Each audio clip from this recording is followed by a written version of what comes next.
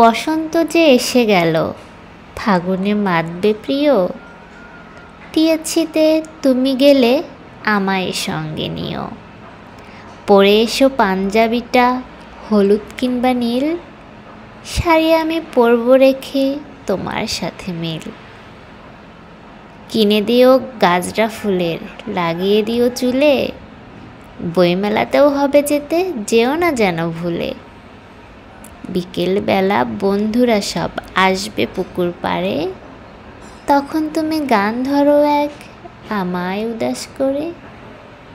হাঁটতে হাঁটতে সাজের বেলায় উদ্যানেতে যেও, লেকের জলের প্রতিবিম্ব আপন করে নিও। চোখের তারায় ডুববো আমি, ঠাঁই পাবো না জানি, এলোমেলো ছন্দ সাজাও মধুর প্রেমের বাণী। একটা দিন ইচ্ছে মতো ঘুরবো মনে রেখো, যান্ত্রিকতা মুখ ফেরাবে, পাবে না ছুতে দেখা। দুঃখগুলো পেছনে ফেলে পা বাড়াবো আগে, আবার যেন ভুল করো না বেয়ারা কিছুর আগে। হ্যালো এভরিওয়ান, আসসালামু আলাইকুম।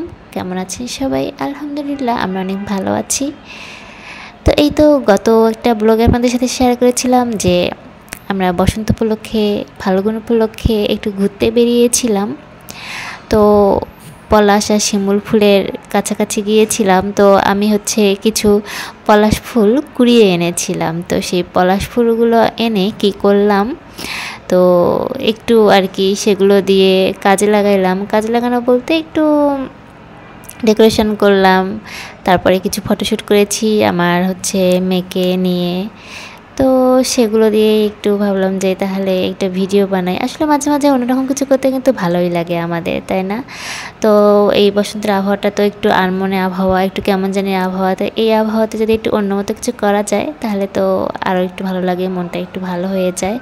তো আসলে মন ভালো করার জন্য কিন্তু অনেক কিছুই করা যায়। তো আমার মনে হয় যে কোনো কিছু সুন্দর করে খাওয়ার মাঝে ডেকোরেশন করে খাওয়ার মাঝেও কিন্তু অন্যরকম একটা শান্তি কাজ করে, প্লাস মনটাও কিন্তু ভালো হয়ে যায়। যেমন আমরা যদি নতুন পোশাক পরি বা ভালো পোশাক পরি তাহলে কিন্তু দেখবেন মনটা অটোমেটিকলি কেমন যেন ভালো হয়ে যাচ্ছে। ঠিক তেমনি আমরা যখন খাবারটা একটু সুন্দর করে গুছিয়ে নিয়ে খাই, একটু সাজিয়ে রাখি, তাহলে কিন্তু দেখতেও ভালো লাগে, মনটাও একটু ভালো হয়ে যায়।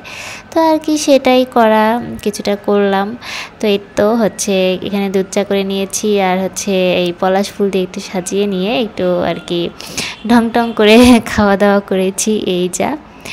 তো সবার কেমন লাগলো অবশ্যই কিন্তু কমেন্ট করে জানাবেন। আর সবার ফাগুন কেমন কাটতেছে, কার কার এই পলাশ ফুল, শিমুল ফুল এগুলো পছন্দ, এগুলো কিন্তু কমেন্ট করে জানাবেন। আমার কিন্তু এই পলাশ ফুল আর শিমুল ফুল দুটোই অনেক ভালো লাগে, বিশেষ করে পলাশ ফুলটা আমার অনেক বেশি ভালো লাগে।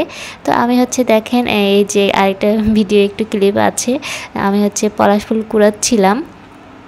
তো ফকিন্নির মতো করে কুড়োচ্ছিলাম, যেটাকে বলে আমার জামাই বলতেছিল যে দেখেন আমি পলিথিন হাতে নিয়ে এখানে পলাশ ফুল কুড়োচ্ছিলাম। এই ফুলগুলোই আমি কুড়িয়ে এনেছিলাম, যেটা আর কি। তো আমার সবাই অনেকেই দেখতেছিল যে আমি এরকম কুড়োচ্ছি। তো আমি যখন ফুল কুড়োচ্ছি, তো আরেকজন এখানে দিয়ে যাচ্ছিল, ওনার দুটা বাবু ছিল ওই আপুটার। তো ওই আপুটারও খুব ইচ্ছে করতেছিল আমাকে দেখে নাকি পলাশ ফুল কুড়োনোর, কিন্তু ওনার দুইটা বাবু রেখে উনি কীভাবে কী করবে বুঝতে পারতেছিল না। উনি শুধু পিছন ফিরে ফিরে আমাদেরকে তাকাচ্ছিল। আসলে অনেকের কিন্তু শখ থাকে এরকম। তো আলহামদুলিল্লাহ আমি সবসময় আমার শখগুলো পূরণ করতে পারি, একটু আগে হোক বা একটু দেরিতে হোক। আমি আমার শখগুলো পূরণ করার চেষ্টা করি সবসময়ই, যতটা সম্ভব। তো আপনারা কিন্তু অবশ্যই আপনাদের শখগুলো পূরণ করবেন, কখনো জমা করে রাখবেন না, যতটা সম্ভব পূরণ করার চেষ্টা করবেন। তো সবাই ভালো থাকবেন, আল্লাহ হাফেজ।